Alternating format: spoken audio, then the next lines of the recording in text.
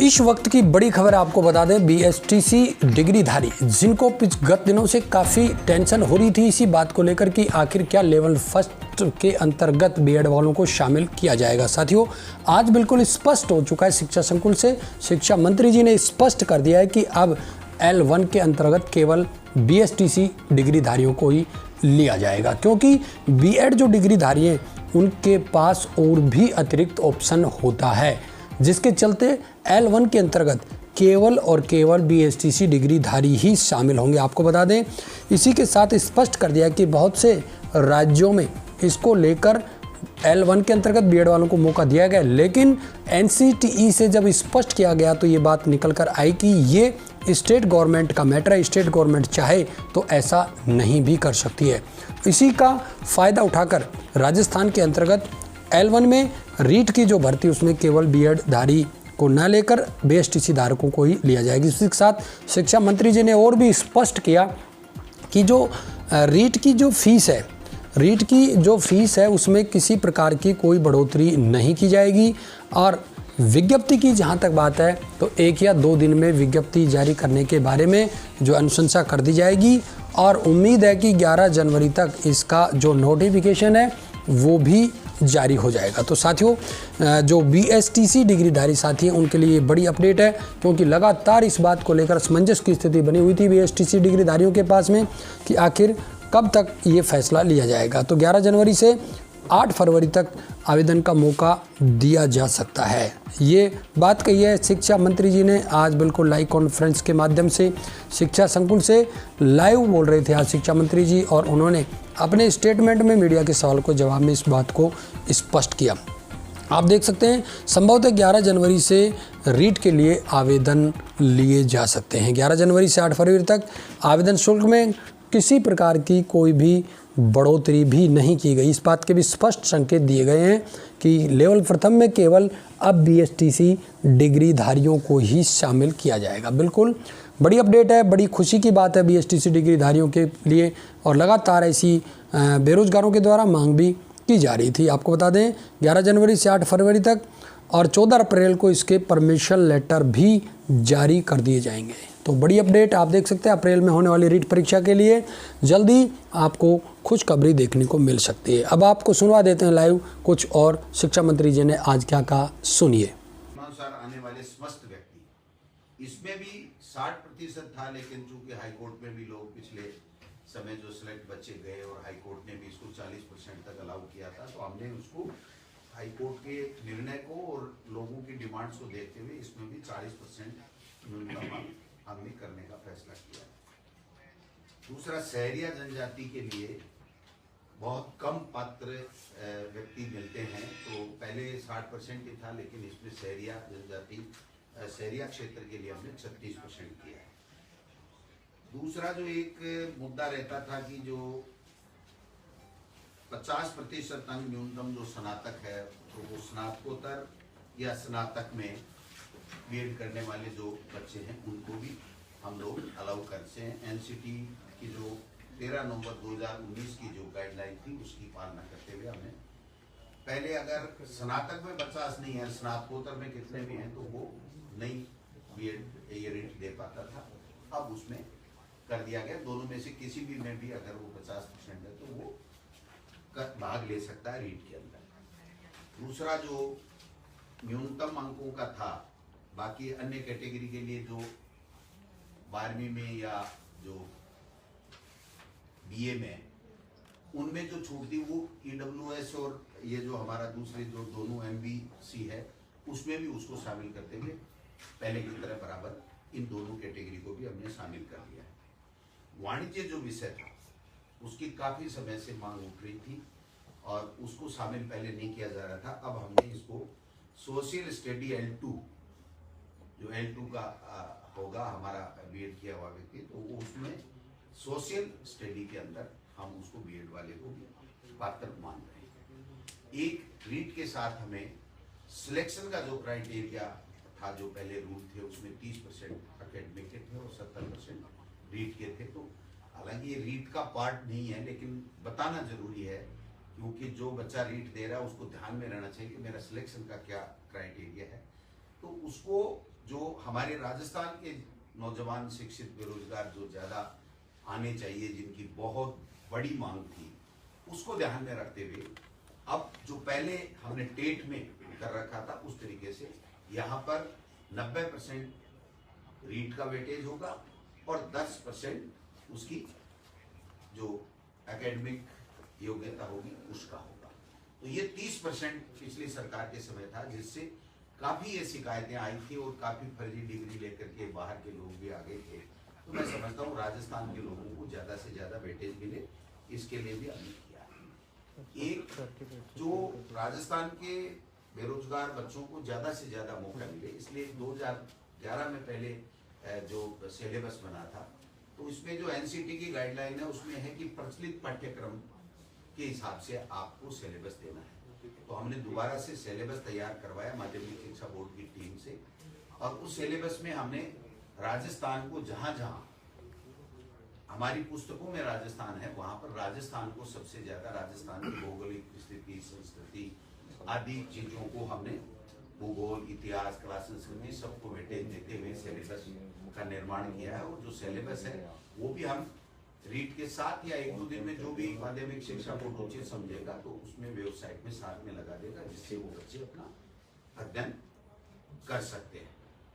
बाकी जो मोटा मोटी चीज है, एक बात कंफ्यूजन चल रहा था कि बीएड वालों को L1 और L2 दोनों में लिया जाएगा, नहीं लिया जाएगा। एनसीटी की गाइडलाइन का हमने अच्छे तरीके से अध्ययन किया है, उसमें राज्य सरकार के ऊपर छोड़ा गया है। और एक शर्त ये भी है कि अगर कोई बीएड किया हुआ व्यक्ति L1 देता है तो उसको 2 साल के अंदर अंदर ब्रिज कोर्स करना पड़ेगा 6 महीने का, और वो ब्रिज कोर्स उस संस्था से करेगा जो एनसीटी के द्वारा मान्यता प्राप्त संस्था होगी। ऐसी संस्था राजस्थान में आज की तारीख में नहीं है।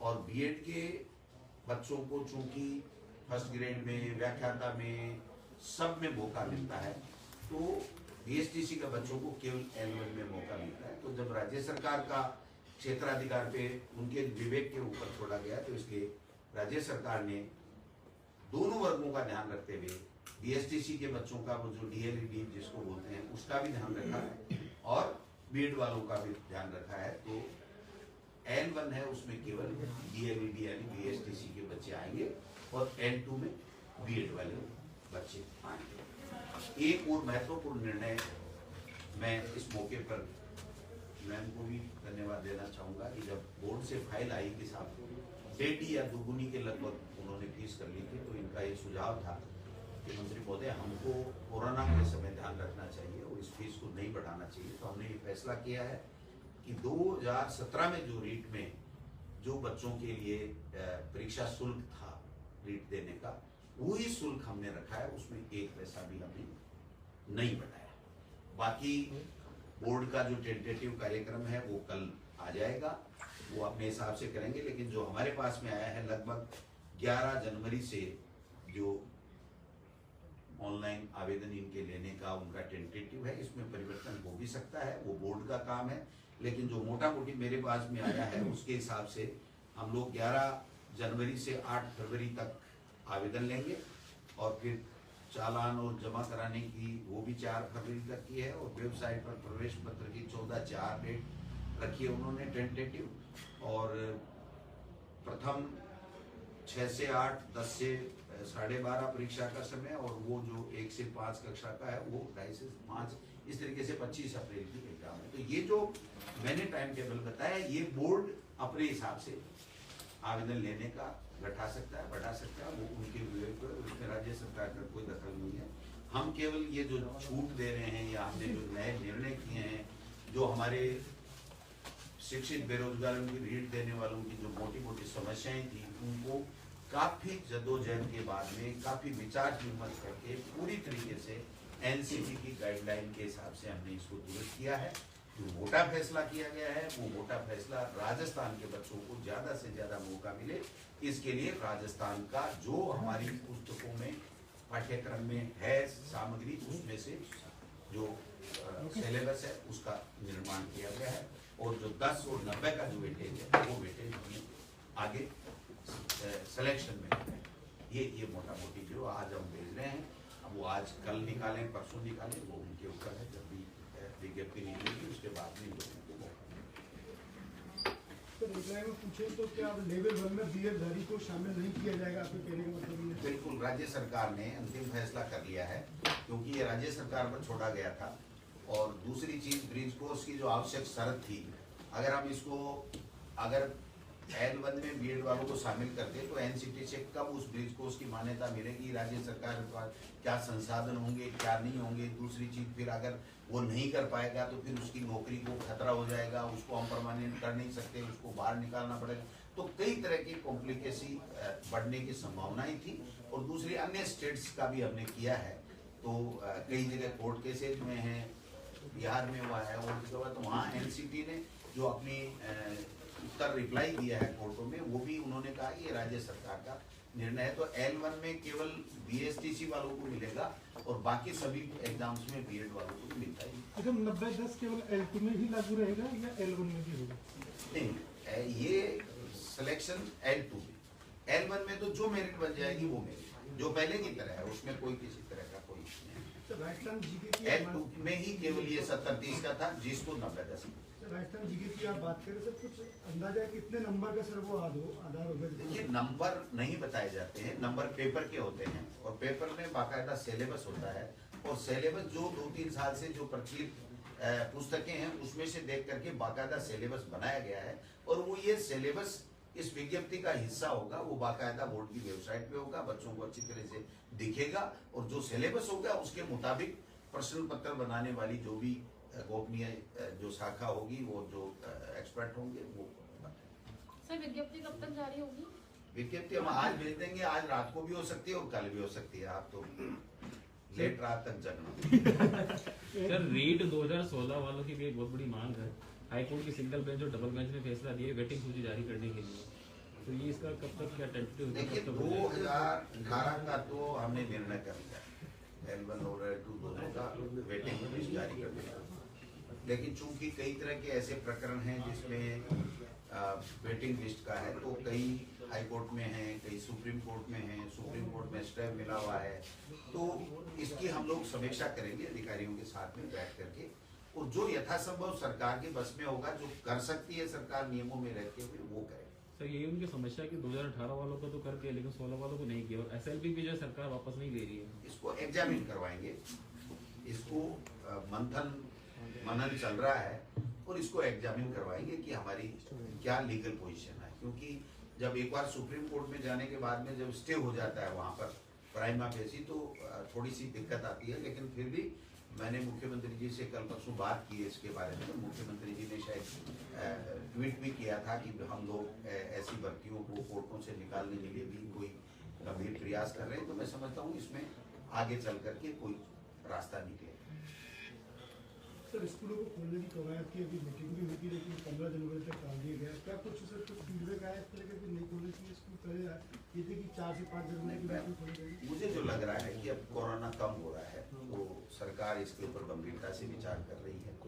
काफी स्टेट्स का अध्ययन किया गया और जो केंद्र की SOP है उसको भी देखा गया। स्कूल खोलने का मतलब है स्कूल भी खुलेंगी, कॉलेज भी खुलेंगी, तो कोचिंग भी खुलेंगी, तो इसका सारा प्रभाव देखना पड़ेगा कि कितना क्या कोरोना का प्रभाव रहता है। लेकिन आप मान के चलिए कि 14-15 तक कोई न कोई अंतिम फैसला होगा। Thank you.